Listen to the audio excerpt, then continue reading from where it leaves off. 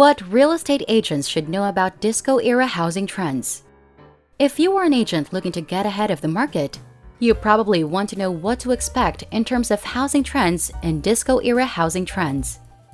Luckily, you are in real estate heaven. This video talks about how the disco era was a period in which architecture, design, and style underwent major changes. Common themes during this era were big expectations for the future, architectural styles that were unique to their time periods. This video concludes with advice on how to better serve people who are coming of age now. The nationwide housing trends in America have changed and are still changing as homeowners' preferences and lifestyles have changed.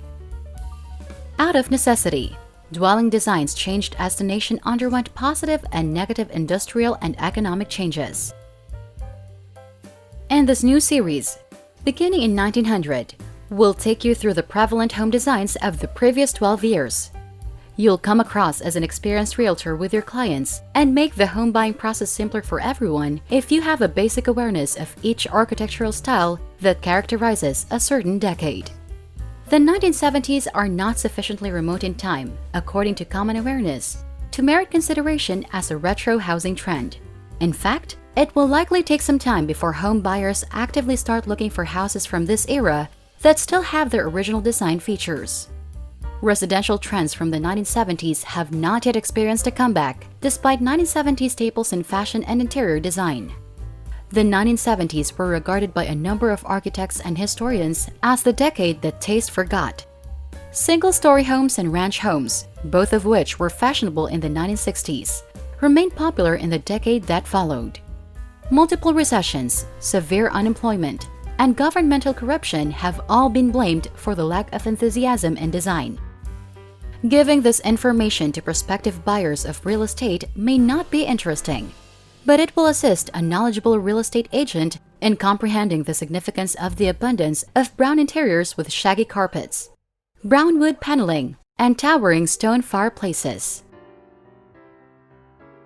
In spite of a dearth of significant design innovation, home values increased in the 1970s.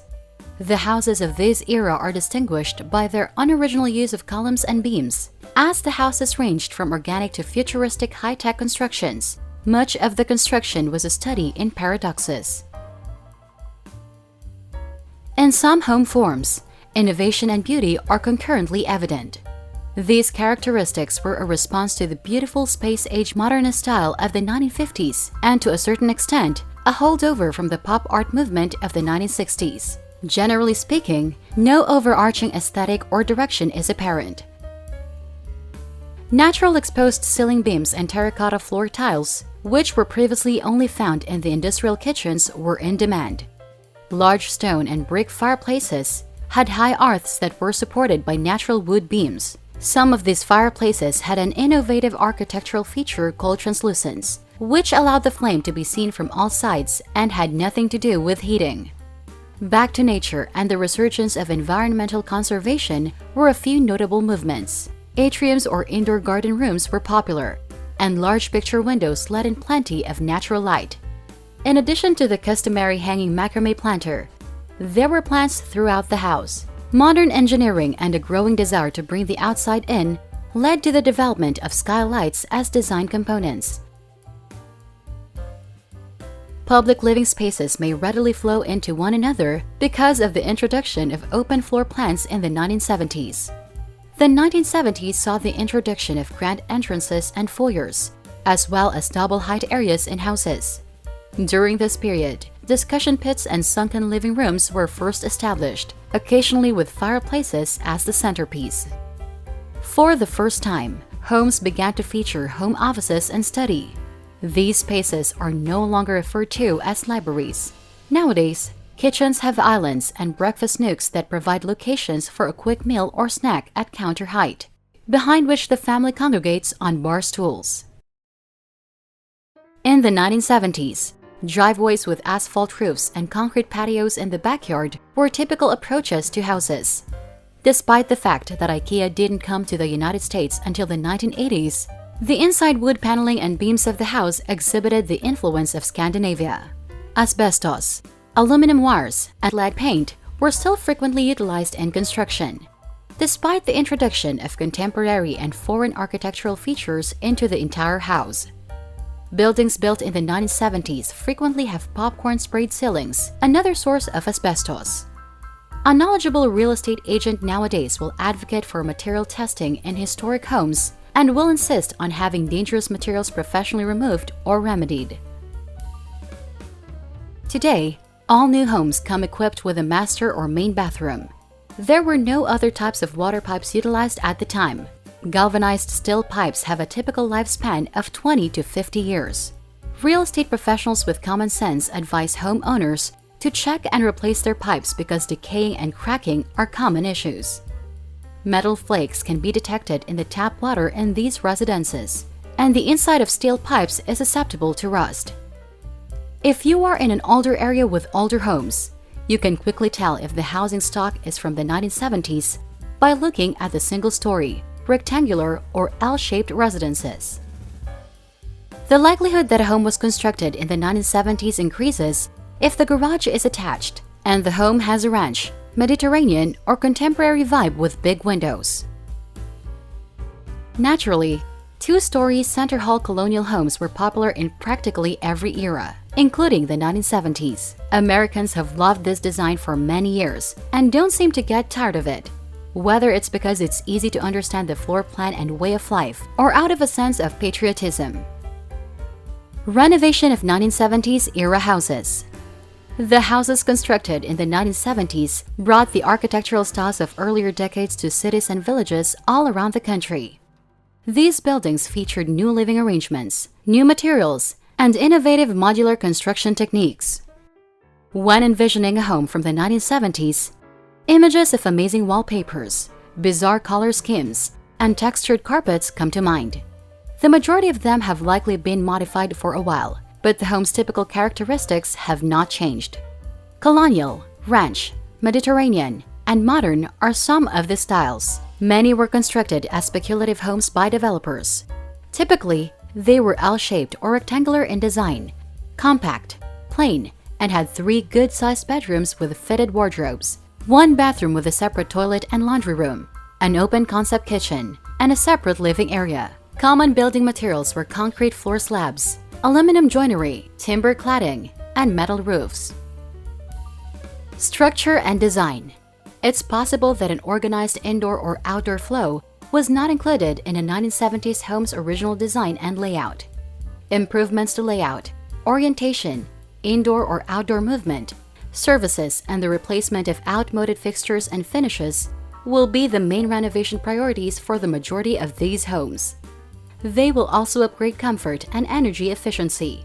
Any new construction must abide by the building code and may also take into account the present Resource Management Act's restrictions on side yards and side coverage. It could be necessary to create a specific engineering design when load-bearing walls are removed, the basement is excavated, or another floor is installed. Standard issues and solutions. The majority of homes built in the 1970s were probably weather-tight and structurally safe, with high eaves that provided considerable weather protection, airtight windows, and vented subfloors.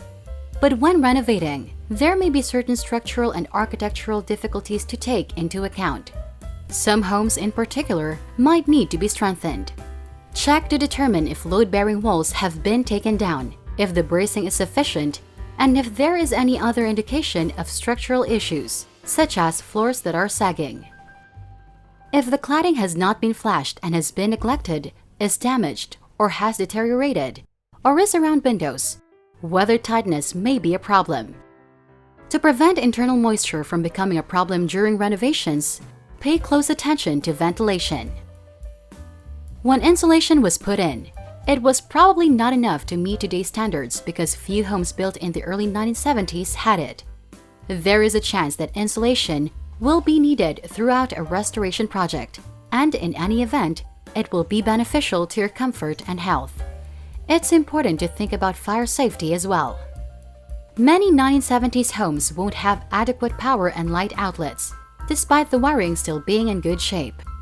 A mains pressure improvement may be required for low-pressure hot water systems. Replacement of mixers and other pipes and fittings may be necessary to handle the increased pressure.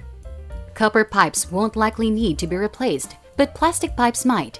Have them checked and keep an eye out for leaks. Some piled foundations might not be adequately braced for earthquakes. Look for wetness and other damage or deterioration indicators.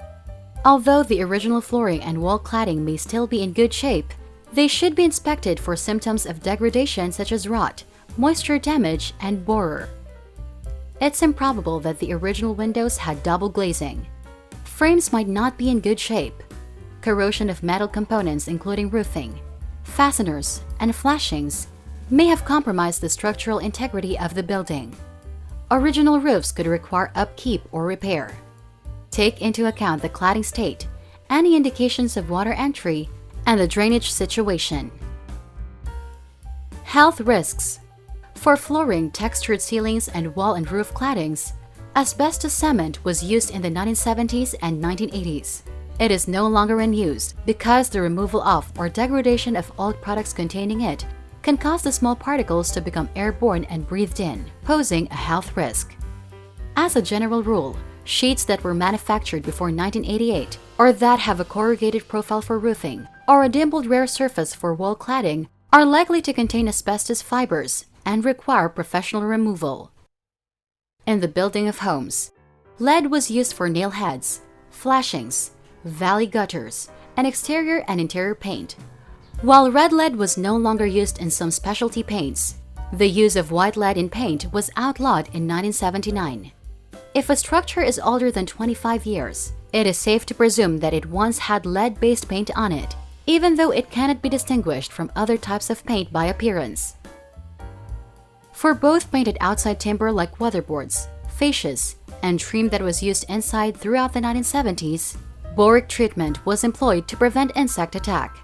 Decks, piles, fencing, and poles may have copper that has undergone a chromium and arsenic treatment.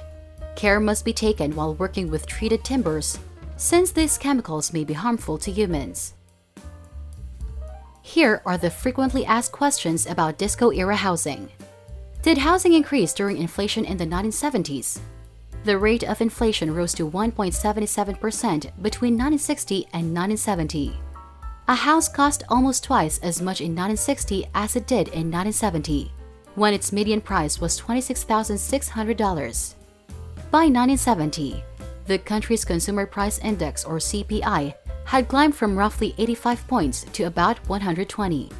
In 1970, the average price of a home ranged from $22,100 to $25,700. What happened to real estate in the 1970s? Due to the negative correlation between home and stock values during the 1970s,